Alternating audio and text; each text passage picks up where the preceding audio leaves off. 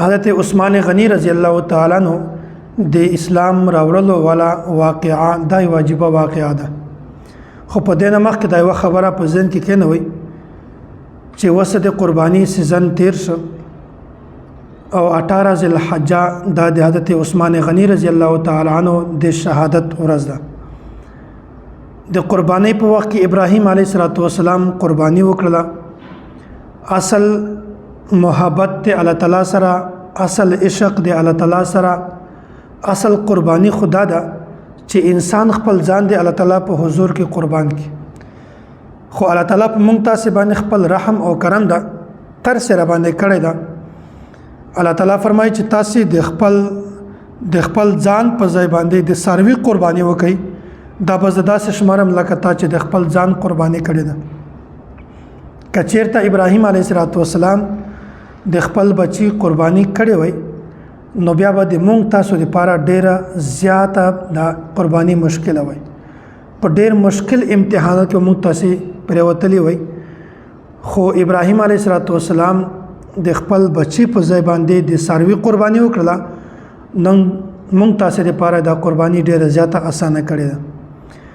نو ابراهیم علیه السلام قرباني د هم وغټه قرباني ده او په دې قربانیانو کې د حضرت عثمان غنی رضی الله تعالی عنہ شهادت د هم وغټه قرباني ده. ګوري اصل قرباني خدا ده چې انسان د خپل ځان قرباني ورکي. خو ګوري د مال قرباني هم شته، د ځان قرباني هم شته، د اولاد قرباني هم شته. خو نن سبا د مونږ تاسو چې کوم قرباني کوو دا ډېره غټه قرباني ده. نو حضرت عثمان غنی رضی الله تعالی عنہ دغه 4 کاله کې خلیفہ اول حضرت ابوبکر صدیق رضی الله تعالی عنہ په دعوت باندې اسلام قبول. ابوبکر صدیق رضی الله تعالی عنہ هغه صحابي چې اول اسلام راوړل والو. د چې کله اسلام راوړ هغه نه بعد د کوم ملګری او تعلق والی وو د سره رابطه وا دا هغه ټولو ته د اسلام دعوت ورسو او د اسلام دعوت چې څومره هم کوم ځای پورې درسول شو هغه ورسو. هغه نه بعد دا هغه ټولو خلکو ته دعوت ورکو چې تاسو اسلام قبول کړئ، تاسو به جنت ته ولاړ شئ، د جهنم نه ځان بچ کړئ. دغه هدف پوره چې ډیر زیات خلکو د ته وایي چې مونږ د حضور علیه السلام په دربار کې حاضر کا، مونږ به د پلاس باندې بیعت وکړو او اسلام به قبول کړو. تر دې حده پورې چې ډېر زیاتو خلکو اسلام قبول کو او بیا هم د حضرت عثمان غنی رضی الله تعالی عنہ سره او بکر صدیق رضی الله تعالی عنہ ډېر زیات تعلق د سر نه ډېر زیات تعلق ور سره. بیا په دې د کوم ته چې دعوت ور کړو په دې کې عثمان غنی رضی الله تعالی عنہ هم بیا د په زړه کې ډېر زیات شوق او محبت او چې زه اسلام قبول کما. به ورځ داسې وسول چې حضرت عثمان غنی رضی الله تعالی عنہ د زړه د خواهش وکړو چې ابوبکر ما د حضور علیه السلام دربار ته یو چې زه دغه په لاس باندې بیعت وکم، اسلام قبول کړم. د چې دا خبره کوله نو فورا د الله نبی حاضر شو، د الله نبی راغی. ګورئ حضرت عثمان غنی رضی الله تعالی عنہ مثال داسې د لکه تږی سړی، لکه تږی هغه ته د اوبو طلب وي نو دته د اسلام طلب نو نبی علیه السلام د لکه یو کوهی نو اصل کې تګي سړی د کوهی ته زی اوبو ته زی چې هغه خپل تند ورکه نو دلته نبی علیه السلام ورته راغی لکه کوهی چې د تګي سړی ته راغلی. نو نبی علیه السلام فورا حاضر شو. دلته دا یو قدرتی خبره وا.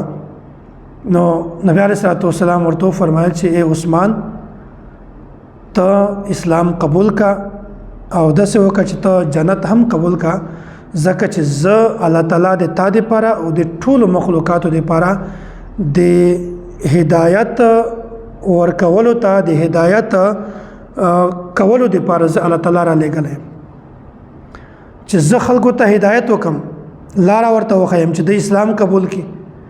باقي اسلام راوړل نه راوړل دا خو د انسان خپل کار د الله تعالی د په زړه کې څه اچوي. خو هغه ذریعه هدایت ورخودل، اسلام ته لار ورخودل دا نبی علیه السلام چې زه دغه تر لګلې. نو حضرت عثمان غنی رضی الله تعالی چې څنګه د نبی علیه السلام دا خبره وروي ده فورا اسلام قبول کړ. او بیا اسلام چې کله قبول کو اسلام قبولولو نه بعد ګوره حضرت عثمان غنی رضی الله تعالی عنہ هغه صحابي وو چې د پیغمبر علیه الصلاۃ والسلام د دوو لورانو یکه بعد دیګره حضرت عثمان غنی رضی الله تعالی عنہ هغه خاوند جوړ شوی دی. اول حضرت رقیہ رضی الله تعالی عنہ چې هغه وفات شول، هغه نه بعد ام کلثوم رضی الله تعالی عنہ هغه د حضرت عثمان غنی رضی الله تعالی عنہ په نکاح کې راغله. او حضرت عثمان غنی رضی الله تعالی عنہ هغه صحابي وو چې د تذکرہ په 10 مبشره کې کیږي. او حضرت عثمان غنی رضی الله تعالی عنہ هغه صحابي دا چې نبی علیہ الصلوۃ والسلام څو ځلې دته د جنت بشارت ورکړي ده. نو حضرت عثمان غنی رضی الله تعالی عنہ چې کله اسلام قبول کو، اسلام قبولولو نو وخت ورسته د ډېر زیاتو پریشانیو سره ډېر زیات امتحاناتو سره مخامخ شو. هغه وخت چې په هغه وخت کې په ظاهر باندې چې اسلام نشو قبولولای، اسلام دومره طاقت الته نو، بیا په هغه وخت کې د تر ډېر زیاته سزا ورکړه ورته چې اسلام پرېږده، خپل مذهب ته راوړه. د حد پورې چې حضرت عثمان غنی رضی الله تعالی عنہ وتاړه او په د باندې ډېر زیاته سختی کوله، ډېر زیات تشدد یې پکاو. خو حضرت عثمان غنی رضی الله تعالی عنہ ورته چې زه اسلام کله هم نه پرېږدم او زه د پیغمبر علیه الصلاۃ والسلام د اسلام لمنه دې نه کله هم نه پسټ کېږم.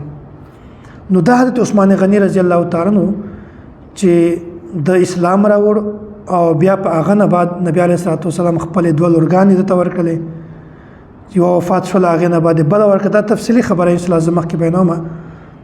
نو الله تعالی دې موږ تاسې ته د صحابه کرامو محبت را نصیب کړي.